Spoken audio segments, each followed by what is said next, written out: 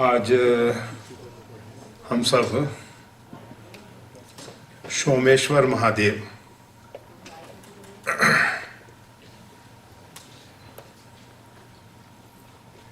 बड़े पवित्र क्षेत्र में एकत्रित हुए हैं। अभी आप सबने बालक बालिकाओं के द्वारा सांस्कृतिक कार्यक्रम देखा।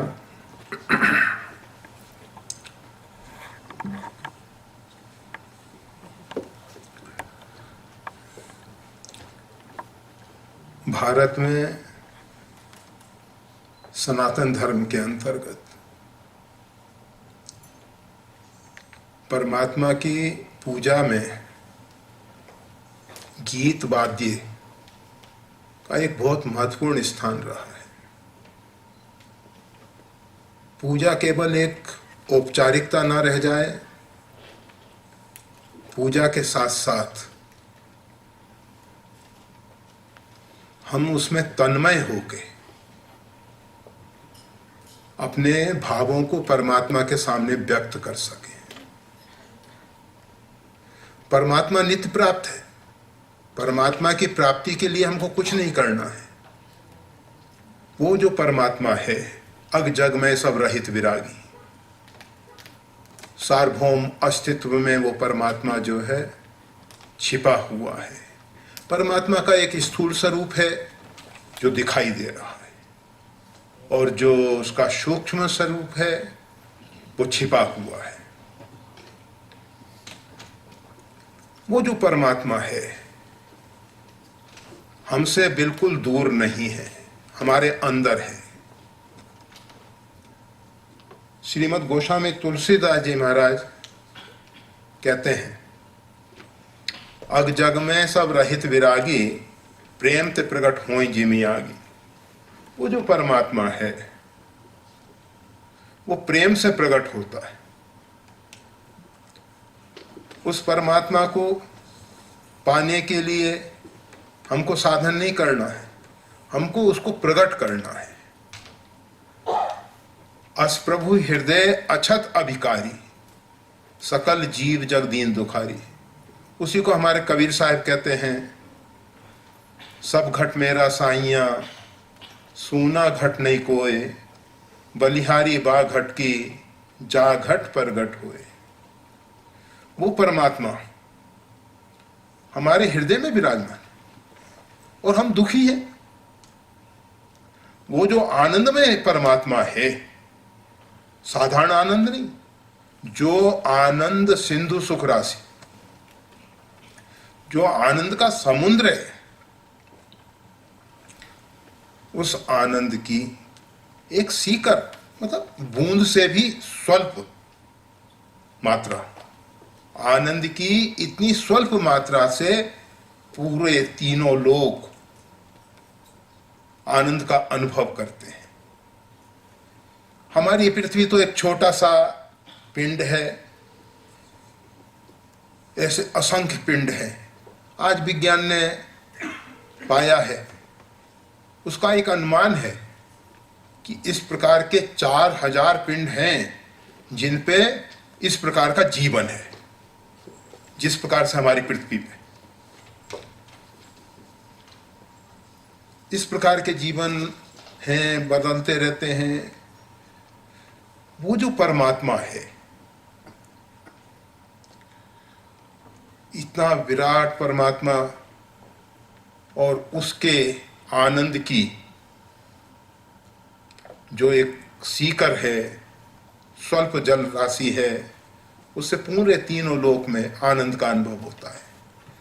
हमारे हिस्से में कितनी स्वल्प मात्रा आती है, जरा आप विचार करो। अगर हमको वो आनंद का समुद्र मिल जाए तो फिर हम आनंद के लिए यत्र तत्र नहीं भटकेंगे। आज जो हम सब इधर उधर भटक रहे हैं, हम सुख शांति की खोज में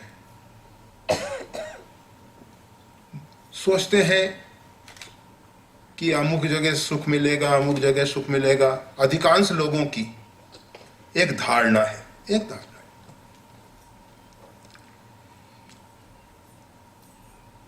कि धन से सुख होता है, परंतु हमारे यहां कहा जाता है धनात् धर्म। धन से धर्म हो और फिर धर्म हमको सुखी करेगा। धन सीधे हमको सुखी नहीं कर सकता। आप देखते हैं अपने जीवन में बहुत से लोग ऐसे हैं जिनके पास बहुत अधिक धन है, परंतु वो सुखी नहीं हो सके। ऐसी एक वार्ता कही जाती है, नानक जी जब 1400 शताब्दी के अंतर्गत भारत की पुण्य भूमि में विराजमान थे, उस समय भारत और पाकिस्तान का विभाजन नहीं था। नानकाना साहब जहां नानक जी का प्राकट्य हुआ, नानक जी के पास एक व्यक्ति पहुंचा। उसने 25,000 स्वर्ण मुद्राएं चरणों में रख दी और निवेदन किया, गुरुदेव कुछ सेवा के लिए आज्ञा कीजिए। नानक जी ने देखा ऊपर से नीचे तक, इस व्यक्ति को धन का मद है। धन जो है जब व्यक्ति को मद वाला बना देता है। आप जानते हैं हाथी जो है बड़ा सरल सीधा प्राणी है, परंतु जब उसको मद आता है, उसके सिर पे से एक मद मतलब एक द्रव्य शरीर में से बहता है और वो इतना मतवाला हो जाता है, इतना मतवाला हो जाता है, इतना उन्मत्त हो जाता है कि अपने महावत को भी कुछ नहीं समझता, मालिक को भी कुछ नहीं समझता। ऐसी बहुत बार दुर्घटनाएं हुई हैं कि मतवाले हाथी ने अपने मालिक को ही समाप्त कर दिया। वैसे वही हाथी, अगर आप सब ने कभी देखा ना हो पर टीवी पे तो देख सकते हो, दक्षिण भारत में गुरुवायूर तीर्थ है, बड़ा पवित्र तीर्थ है। गुरु और वायु के द्वारा भगवान श्री कृष्ण का विग्रह, छोटा विग्रह स्थापित किया, परंतु चैतन्य है, विग्रह चैतन्य है। उपासना के द्वारा विग्रह में दिव्य स्वरूप प्रकट होता है। तो वहां लोगों के कार्य सिद्ध होते हैं तो लोग हाथी चढ़ाते हैं। अभी तो जयललिता नहीं रही है, परंतु उसका जब कार्य सिद्ध हो तो एक हाथी, तो वहां हाथी बहुत हाथी। और उन हाथियों को एक दिन विशेष पर्व पे दौड़ाया जाता है और लोग ऐसी भावना रखते हैं, ऐसे लंबे लंबे लेट जाते हैं, बहुत दूरी तक लेट जाते हैं। हाथी उनके ऊपर से निकलता है और किसी के शरीर पे पैर नहीं पड़ता। अगर किसी के शरीर पे हाथी का पैर पड़ जाए तो उसकी क्या मतलब कचुम्बर निकल जाए। वो हाथी जब मतवाला हो जाता है, मत चढ़ जाता है, तो भयंकर रूप धारण कर लेता है। फिर वो अपने बस में नहीं रहता, किसी के बस में नहीं रहता। तो नानक जी ने देखा कि इस व्यक्ति को धन का मद है, बहुत मतवाला हो रहा है।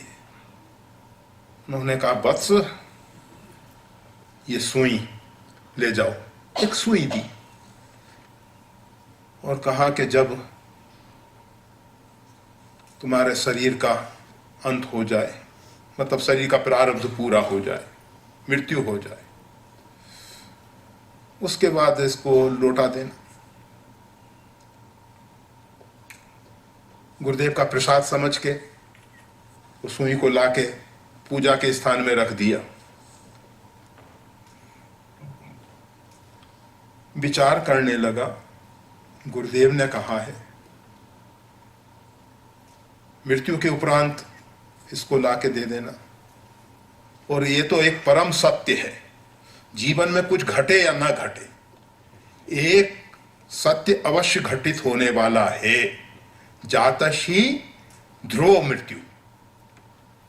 जिसका जन्म हुआ है उसकी मृत्यु अवश्यंभावी है, उसको कोई नहीं रोक सकता।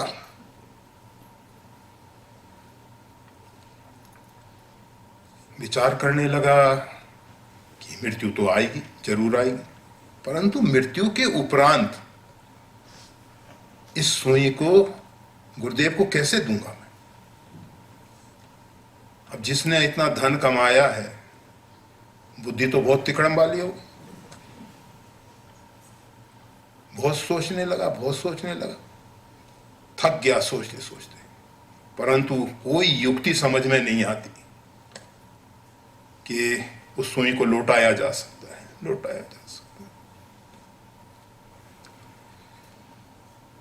दूसरे दिन प्रातःकाल गुरुदेव के चरणों में जाके पड़ गया, नानक जी के चरणों में पड़ गया, निवेदन किया कि गुरुदेव ये सुई मृत्यु के उपरांत में नहीं लौटा सकता है, क्योंकि मृत्यु जो है हमारा सब कुछ छीन लेती है, हमारा सब कुछ यहाँ का यहाँ रह जाता है। जितना भी ये वैभव दिखाई दे रहा है, आदि भौतिक संपदा दिखाई दे रही है, सब छिन जाने वाला है, सब छिन जाने, मैं इसको साथ में नहीं ले जा सकता। नानक जी ने कहा, वत्स फिर तुम इस धन का क्यों मत करते हो कि मेरे पास इतना धन है, ये तुम्हारा साथ देने वाला नहीं है, या तो तुम इसको छोड़ोगे नहीं तो ये तुमको छोड़ देगा, दोनों में से एक ना एक घटना घटित अवश्य होगी। जो हमारा साथ नहीं देने वाली वो संपदा नहीं है, वो विपदा है। परंतु वही धन अगर हम उसका सदुपयोग करें तो वो धन हमारे लिए कल्याणकारी भी हो सकता है, परंतु केवल धन से व्यक्ति सुखी नहीं हो सकता। इसी प्रकार से बहुत से लोग सोचते हैं कि परिवार अच्छा हो, अनुकूल पत्नी हो, बच्चे अनुकूल हों, आज्ञाकारी हों, सेवा भाव वाले हों, सदाचरण वाले हों तो सुखी हो सकते हैं। परंतु आप सब विचार करो, एक व्यक्ति है जिसकी पत्नी अनुकूल है, बच्चे अनुकूल हैं, सब कुछ अनुकूल है, उसके पास एक समाचार आता है कि अमुक जगह इस प्रकार की दुर्घटना हुई है और तुम्हारा, जिसके साथ उसका बहुत लगाव है, उसका इस प्रकार से दुर्घटना के द्वारा शरीर पूरा हो गया। वो परिवार, वो जो सुख संपदा के साधन हैं वैसे के वैसे हैं, परंतु उसका सुख चला जाता है। हमारे ऋषि महर्षियों ने उस सुख को पाया जो देश काल वस्तु के अधीन नहीं है। उस सुख का आप सबको भी थोड़ा थोड़ा अनुभव है। ऐसा कोई व्यक्ति नहीं है जो कभी प्रगाढ़ नींद में ना सोया हो। प्रगाढ़ नींद, जिसको हम सब योग की भाषा में सुषुप्ति कहते हैं। स्वप्न अवस्था में हमारा मन विशुद्ध चक्र में रहता है, और सुषुप्ति अवस्था में हमारा मन हृदय स्थान पे रहता है। योगियों का हृदय आज्ञा चक्र के ऊपर है। वो जो अंगुष्ठ प्रमाण का परमात्मा सबके हृदय में विराजमान है। हृदय देशे तिष्ठति, वो हृदय देश आज्ञा चक्र के ऊपर सहस्त्रार के, वहां अंगुष्ठ प्रमाण का। वैसे तो परमात्मा सब जगह परिपूर्ण है, परंतु उसमें विशेष रूप में रहता है। तो सुषुप्ति अवस्था में हमारा मन जो है उसमें स्थित हो जाता है। और आपको मालूम है, जब आप प्रगाढ़ नींद में सोते हो उस समय आपको ये नहीं मालूम होता कि हम किस राष्ट्र में हैं, किस नगर में हैं, किस ग्राम में हैं, किस रूम में हैं, और हमारे निकट कौन सो रहा है। कुछ नहीं ख्याल होता। और उसके बाद जब आप जागते हो, बहुत अच्छी नींद आई आज तो, बड़ा अच्छा लगा। अगर वो नींद कुछ दिन तक ना आए, कोई भी वस्तु का मूल्य जब समझ में आता है जब उसका अभाव होता है। ये प्रकृति हम सबके जीवन में अभाव क्यों पैदा करती है, उसका मूल्य हम समझें। आप देखते हैं संसार में कोई व्यक्ति संतान से रहित है, कोई धनाभाव से पीड़ित हो रहा है, कोई व्यक्ति विक्षिप्त हो गया है, पागल हो गया है। क्यों? प्रकृति अभाव पैदा करती है। प्रकृति का एक नियम है कि जिस वस्तु का हम सदुपयोग करते हैं प्रकृति उसको और देती है। जब हम उसका दुरुपयोग करते हैं तो प्रकृति वो छीन लेती है। हमने किसी भी वस्तु का सदुपयोग किया तो प्रकृति को लगता है कि ये इसका सदुपयोग करेगा, देते थे। परंतु जब हम अपने मार्ग से विचलित हो जाते हैं, हम उसका दुरुपयोग करने लगते, तो प्रकृति छीन लेती है। जिन व्यक्तियों को प्रगाढ़ नींद नहीं आती, वो लोग जानते हैं कि उसके बिना जीवन कैसा हो जाता है। कुछ दिन में तो फिर विक्षिप्त होने की संभावना पूरी है। तो ये प्रगाढ़ नींद में क्या घटना घटित होती है। अगर आप सोने जा रहे हो, उस स्थिति में आपको कोई जगा दे, आप नींद में प्रवेश करना चाह रहे थे, आप अनुभव कर सकते हैं कि एक महावायु जो है ऊपर से नीचे उतरती हुई नजर आती है। बहुत गहराई से जिन्होंने अध्ययन किया है वो इस बात को समझ सकते हैं। ये जो हमारे अंदर चिति शक्ति है, जिसको कुंडलिनी शक्ति कहते हैं, जो मूलाधार में सुषुप्त अवस्था में पड़ी हुई है, उसी चिति शक्ति को अनेक प्रकार के साधनों से, अनेक प्रकार के योग हैं, अष्टांग योग है, सुरत योग है, लय योग है, अनेक योग। फिर हठ योग की कुछ ऐसी विशेष प्रकार की क्रियाएं हैं। भैरण संहिता में इनका उल्लेख है। गोरक्षनाथ हठ योग में बहुत आगे बढ़े। हमारे जगत गुरु भगवान श्री स्वामी जी महाराज, जगत गुरु भगवान स्वामी रामानंदाचार्य जी महाराज, उन्होंने भी भक्ति योग के द्वारा जो चिति शक्ति है, कुंडलिनी शक्ति है, उसको सहस्त्रार तक पहुंचाया। स्वामी जी कहते हैं, स्वामी जी का एक अध्यात्म राम रक्षा स्तोत्र है,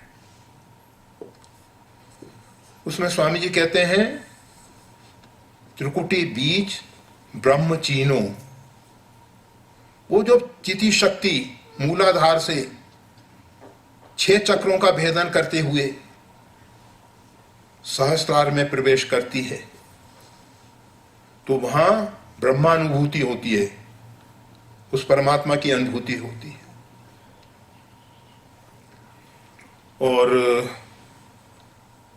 प्रत्येक दिन हर एक व्यक्ति सुषुप्ति के समय मन वहां पहुंचता है और उस स्थिति में रहता है। अब इसमें समस्या क्या है?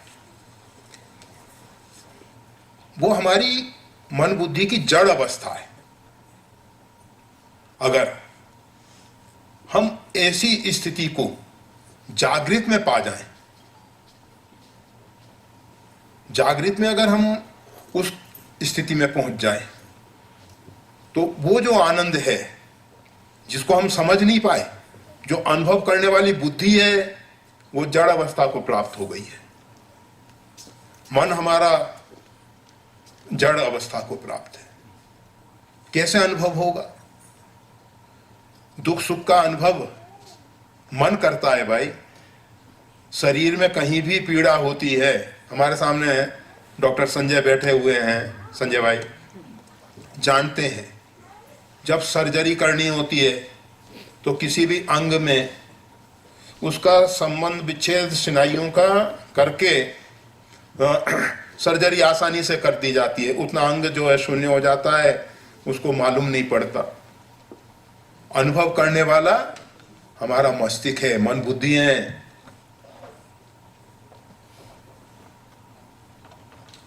वैसे तो अभी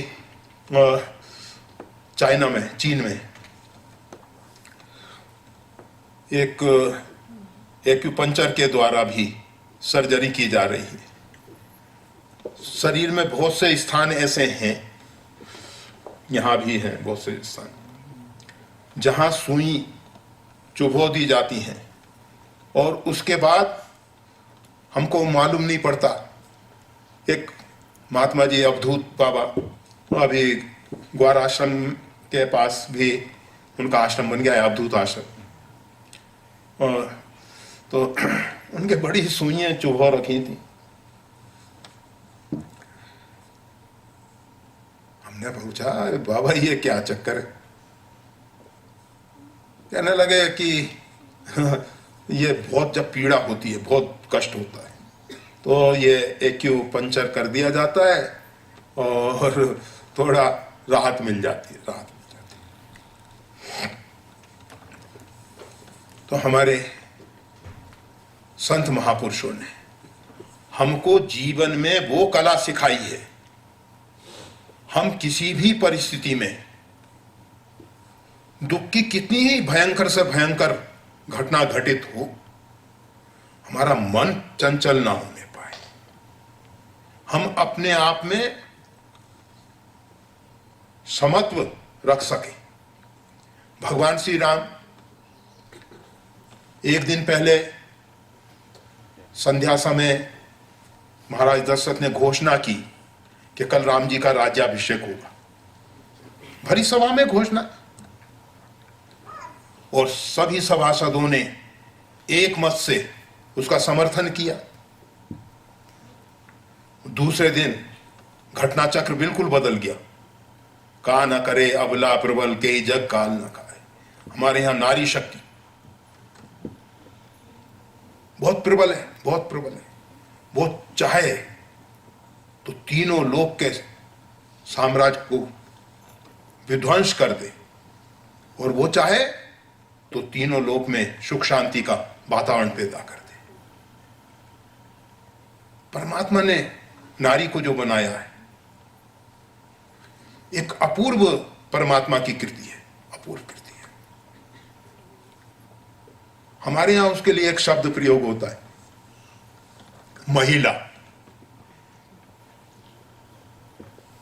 मही यानी पृथ्वी का लावण्य, पृथ्वी का सौंदर्य, पृथ्वी का सौंदर्य।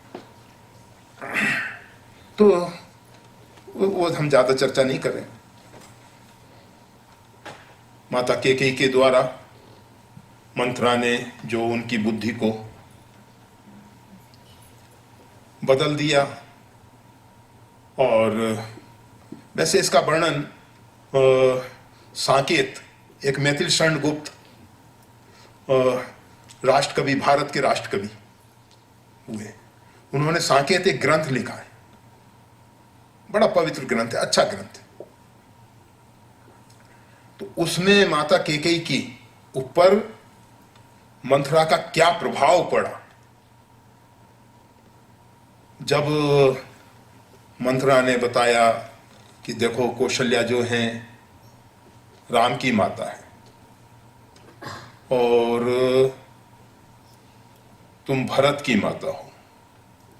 प्राचीन समय से सोत्या डाहा, ईर्ष्या चली आ रही। आज तो भक्तों में भी ईर्ष्या होती है। एक भक्त सेवा में आगे क्यों बढ़ रहा है, या उसको अवसर क्यों मिल रहा है, कैसे मिल रहा है। अरे बाबा, भजंती हीन मत्सरा। अत्रि जी कहते हैं, भगवान श्री राम से निवेदन करते हैं, जो मात्सर्य को छोड़ के भजन करते हैं। सेवा में मात्सर्य नहीं होना चाहिए, ईर्ष्या का भाव नहीं आना चाहिए। अरे करने दो ना भाई, तुम भी आगे बढ़ो। दूसरा बढ़ रहा है तो क्या आपत्ति है, उसकी टांग पकड़ के क्यों खींच रहे हो। सब बढ़ो, बहुत आगे बढ़ो, टांग पकड़ के खींचने की जरूरत। तो ईर्ष्या के कारण कि और अहमता ममता के कारण माता कैकेयी के विचार कि राम जी राजगद्दी पे बैठेंगे, लक्ष्मण जी जो हैं उनकी सेवा में रहेंगे, भरत जी को बंदी गृह में जाना पड़ जाएगा, और तुम अगर दासी बन के सेवा करोगी तो ठीक है, अन्यथा तुम्हारी भी दुर्दशा होगी। माता कैकेयी को बहुत, बस ये जो शब्द हैं ये परेशान करने लग गए। कहा नहीं, मैं किसी का दासित्व नहीं स्वीकार कर सकती। मेरा बेटा भरत बंदी गृह में रहे, ये मेरे को स्वीकार नहीं। स्वीकार जो हो, परंतु इसको बदलना ही होगा, और बदल दिया गया। तो भगवान श्री राम वन में जा रहे हैं। गोस्वामी तुलसीदास जी कहते हैं, राज पद पे अभिषिक्त होने का उनको आनंद नहीं आया, उनको प्रसन्नता नहीं मिली, और वन में जाने से मन म्लान नहीं हुआ। दोनों स्थितियों में सम रह गए, दोनों स्थिति। एक संत विभीषण भरी सभा में रावण के द्वारा तिरस्कृत होते, भरी सभा में रावण के द्वारा तिरस्कृत होते।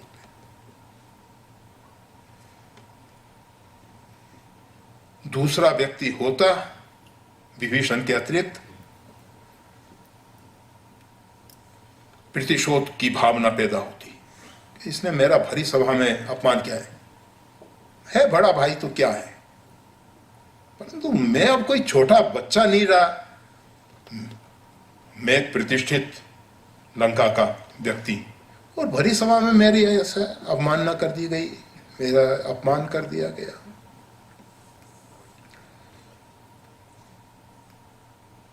भगवान की शरण में जा रहे हैं, परंतु देखें जाई चरण जल जाता। भगवान के चरणों का ध्यान कर रहे हैं कि भगवान के चरणों का दर्शन होगा।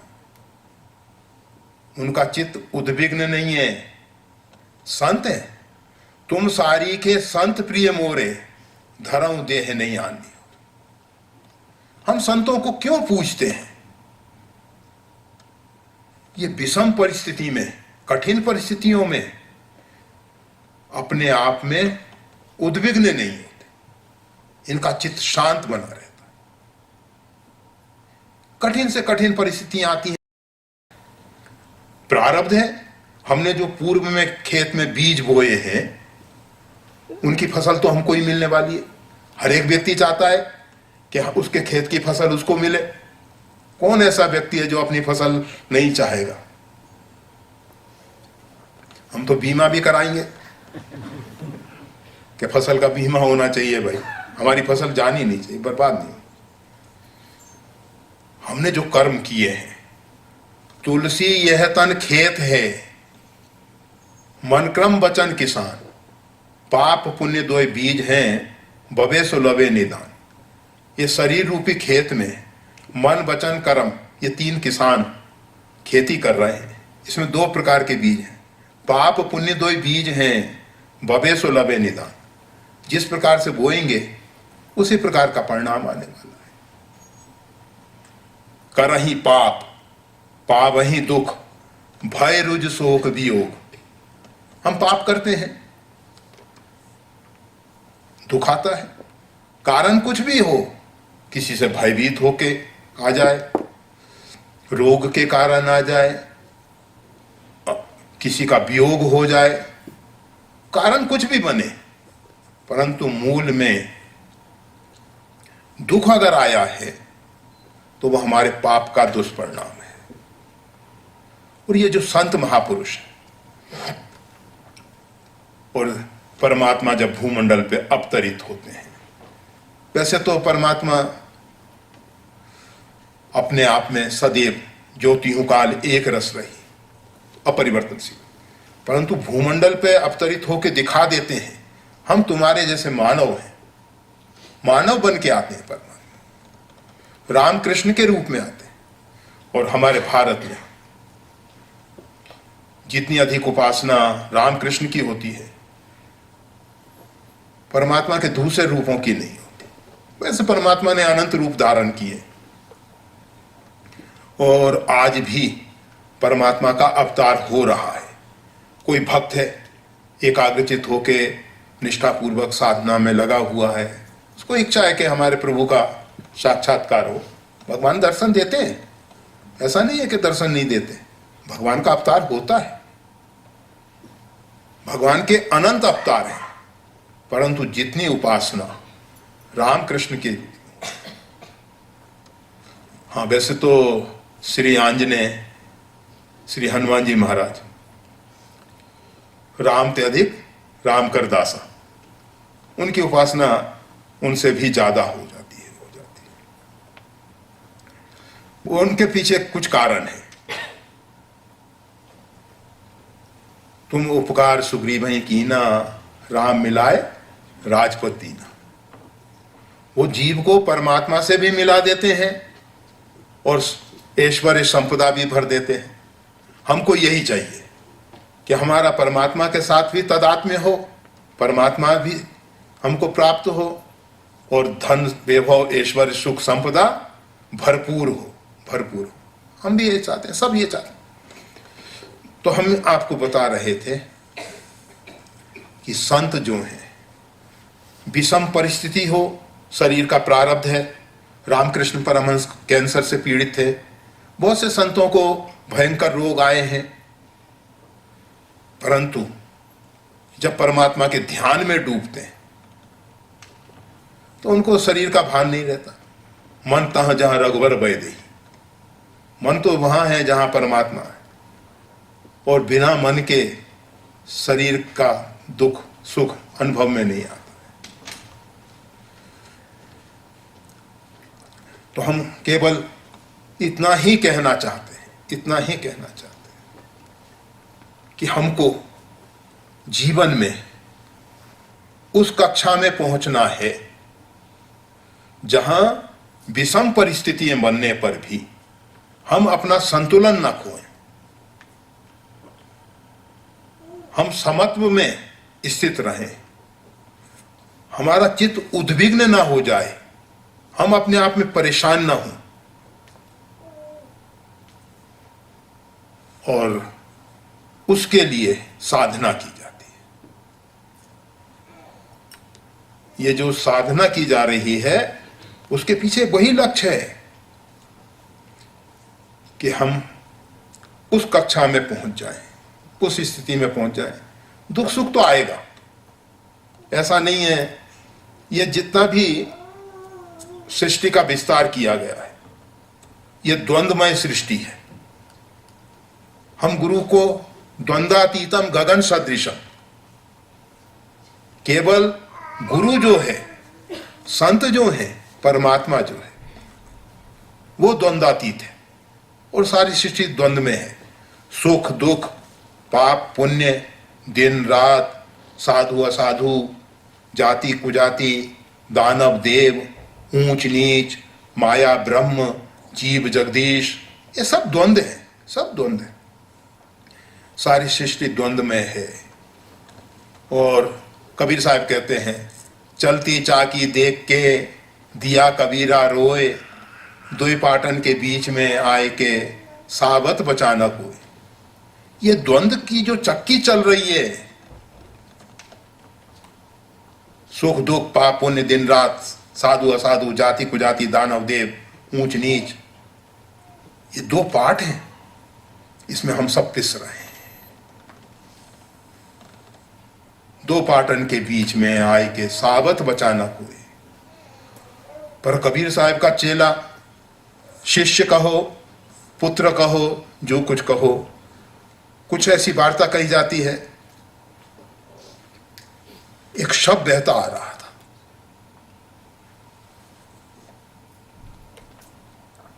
कुछ लोगों ने उसको किनारे पे लगा दिया, कबीर साहब के सामने लाके रख दिया, गंगा में बहता आ रहा।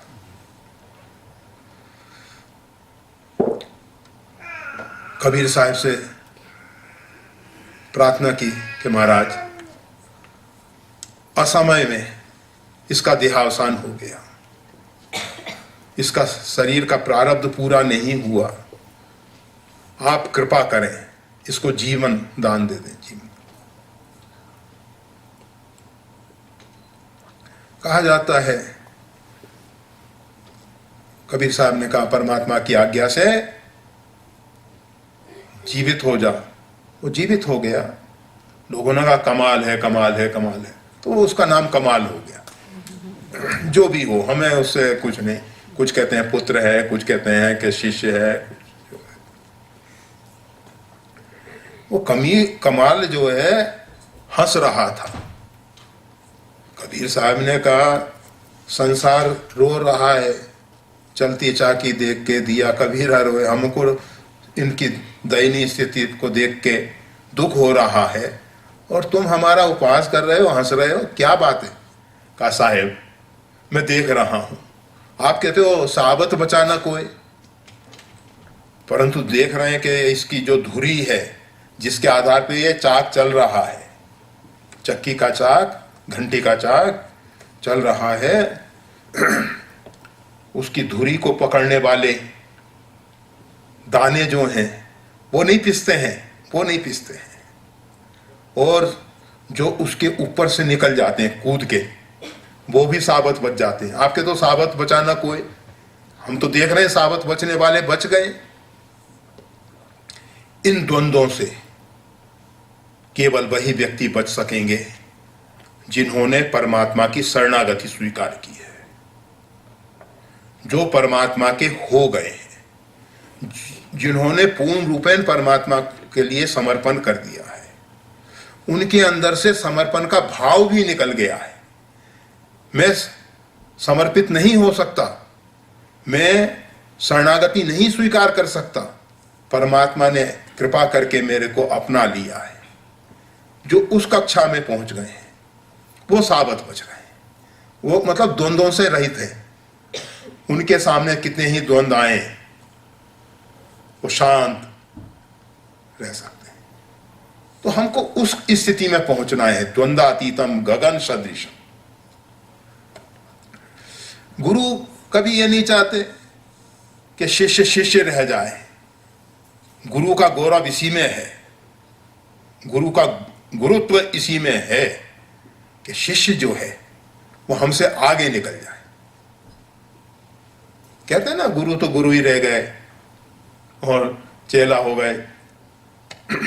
तो वैसे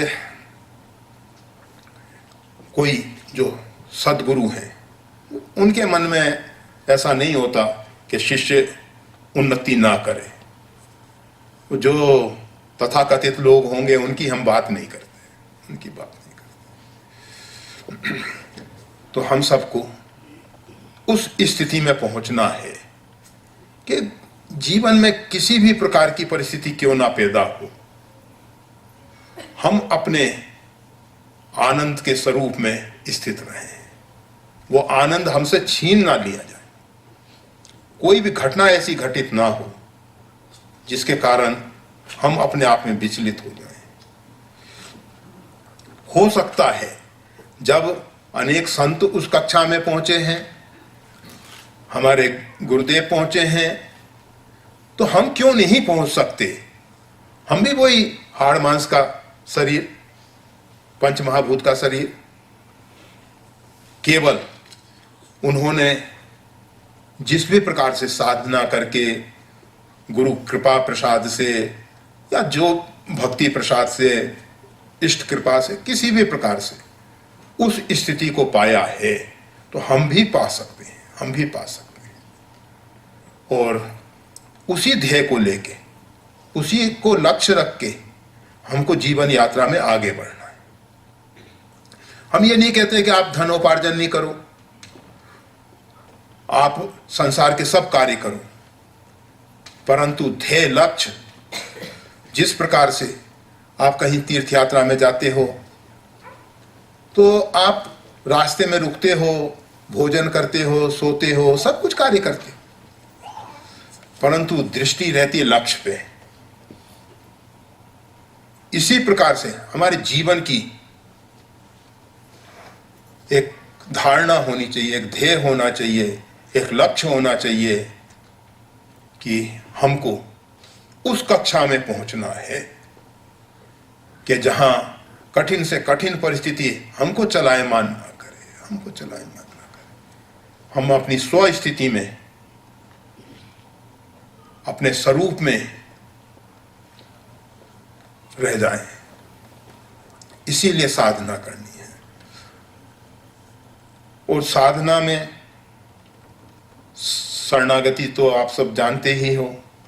शरणागति के साथ साथ हम गुरु आज्ञा का पालन करें, संतों की आज्ञा का पालन करें।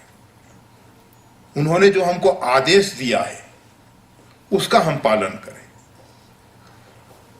अगर हमारी निष्ठा आदेश पालन में है तो आप पाएंगे, हम हमेशा कहा करते हैं, शिष्य गुरु आज्ञा से साधना का जो गौरी शंकर शिखर है वहां तक पहुंचा है। आदि गुरु शंकराचार्य के शिष्य तोटकाचार्य बिल्कुल पढ़े लिखे नहीं थे। कबीर साहब की वही स्थिति है। कबीर साहब स्पष्ट कहते हैं कि हमने कभी कागज पेन छुआ नहीं, स्याही कलम छुआ नहीं, और इतनी ऊंची स्थिति में पहुंचे। तो ये जो तोटकाचार्य की हम बात बता रहे थे, तोटकाचार्य गुरुदेव के वस्त्र धोने गए हुए थे। गुरुदेव स्नान करके आए। पहले संत स्नान करके आते थे, उनके शिष्य जो हैं वो वस्त्र इत्यादि धोते थे। गुरु ते पहले जगतपति जागे राम सुजान, भगवान श्री राम की जो विश्वामित्र जी के साथ की यात्रा है, गुरु और शिष्य का कैसा संबंध होना चाहिए, बहुत महत्वपूर्ण यात्रा है। रामचरितमानस जरूर पढ़ना, जरूर पढ़ना। और उसके एक एक प्रसंग जो हैं, हमको जीवन में कौन सा कार्य किस प्रकार करना चाहिए वो सब सिखा देगा, वो सब सिखा देगा। तो हम ज़्यादा समय नहीं जल्दी पूरा कर रहे हैं। तो तोटकाचार्य जो हैं वस्त्र धो रहे थे, गुरुदेव इंतजार कर रहे थे। दूसरे शिष्यों ने कहा, गुरुदेव वो बेचारा अनपढ़, आपके गूढ़ रहस्यों को क्या समझ पाएगा। आप जो ये अत्यंत अथातो ब्रह्म जिज्ञासा, ये जो गूढ़ तत्व है, उसको समझा रहे हैं। गुरुदेव ने कहा शांति शांति। तब तक वो तोटक छंदबद्ध श्लोक बोलते हुए चले आ रहे हैं। जो पढ़ा लिखा नहीं, हमारे यहाँ तो कालिदास वज्रमूर्ख जिस पेड़ पे बैठ के कुल्हाड़ी चला रहे थे, जिस शाखा पे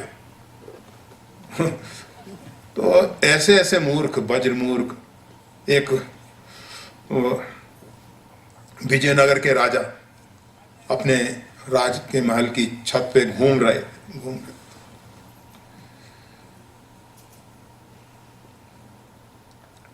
गुरु मंत्री और राजा में वार्तालाप हो रहा था। मंत्री कह रहा था परमात्मा जो है सर्वसमर्थ है, कर्तुम अन्यथा अकर्तुम। जो असंभव है उसको भी परमात्मा संभव कर सकते हैं। मच्छर को ब्रह्मा बना सकते हैं, ब्रह्मा को मच्छर बना सकते हैं, तिनके को वज्र बना सकते हैं, वज्र को तिनका के समान कर सकते हैं। तब तक दृष्टि पड़ी, एक लड़का जो है, एक बालक, छोटा बालक,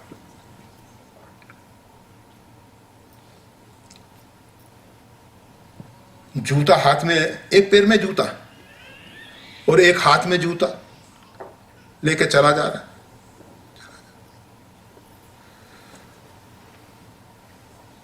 राजा ने कहा इस बालक को बुलवाओ। सेवक को आज्ञा दी, तुरंत उसको ले आए। बेटा, ये जूता एक हाथ में क्यों लेके चल रहे हो? कहा कि मम्मी ने तेल लेने के लिए भेजा था, हमारी माँ ने तेल लेने के लिए भेजा था, तो पात्र तो हमारे पास कोई नहीं था, खाद्य तेल, खाने वाला तेल, हमने सोचा जूते में रख ले। राजा ने मंत्री की तरफ देखा, कहा कि क्या ये मूर्ख विद्वान हो सकता है?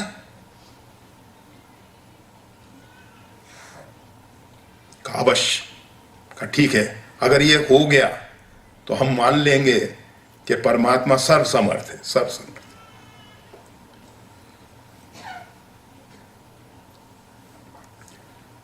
मंत्री ने पूछा बेटा क्या नाम है? कहा महीधर। ठीक, चलो हमारे साथ। कहा जाता है नरसिंह मंत्र की दीक्षा दिलाई गई। नरसिंह भगवान ने जब कोई रास्ता नहीं था मृत्यु के लिए, हिरण्यकशिपु ने कोई रास्ता नहीं रखा था, दिन में मरे ना रात्रि में मरे, घर में मरे ना बाहर मरे, अस्त्र से ना शस्त्र से, यहाँ तक कि ब्रह्मा की जो भी सृष्टि है उसमें जितने भी जीव जंतु हैं किसी के द्वारा नहीं मारे थे। तो भगवान को नरसिंह रूप आना पड़ा, और नरसिंह भगवान केवल भक्त के लिए आते हैं, उसके अधिक दूसरा कोई कार्य उनको नहीं करना है। भक्त पे कष्ट आया, भक्त संकट में आया, उसके संकट को दूर किया और भगवान ने अपनी लीला पूरी कर दी। तो नरसिंह भगवान का मंत्र दिलाया। पहले रामानंदी वैष्णव जो हैं ये नरसिंह मंत्र का बहुत जप किया करते थे। पहारी जी महाराज कुल्लू, वहां के उनकी गुफा पे नरसिंह भगवान की मूर्ति अभी भी है। ऐसे ऐसे हमारे रामानंदी संत हुए हैं। गोस्वामी तुलसीदास जी कहते हैं जब राम जी को नजर लग गई तो गुरु वशिष्ठ जी के पास ले जाया गया और गुरु वशिष्ठ जी ने नरसिंह मंत्र से उनको झाड़ दिया। जो भी है, तो बाद में वही बालक बहुत विद्वान हुए और उन्होंने श्रीमद् भगवत गीता की, श्रीमद् भागवत की टीका की, और वो टीका जो है विद्वत समाज में बहुत अधिक सम्मान पाया। तो कहने का मतलब ये है केवल निष्ठा, गुरु आज्ञा पालन, गुरु सेवा, साधना, स्वेच्छाचारी साधना नहीं, अगर हम सब करें तो हम जीवन के उस परम ध्येय तक पहुंच सकते हैं, परम लक्ष्य तक पहुंच सकते हैं, जहां अखंड आनंद का साम्राज्य है, अखंड आनंद के समुद्र है, उसमें हम प्रवेश कर सकते हैं, उस स्थिति में हम पहुंच सकते हैं। और उसी के लिए भगवान ने जीवन दिया है। वैसे तो 6 बजे तक का समय था, अभी रामायणी जी महाराज विराजमान हैं, तो इनके वचनामृत जरूर हम सब श्रवण करें और अपने आप को कृतार्थ करें। जय श्री राम। श्री सद्गुरुदेव भगवान की जय।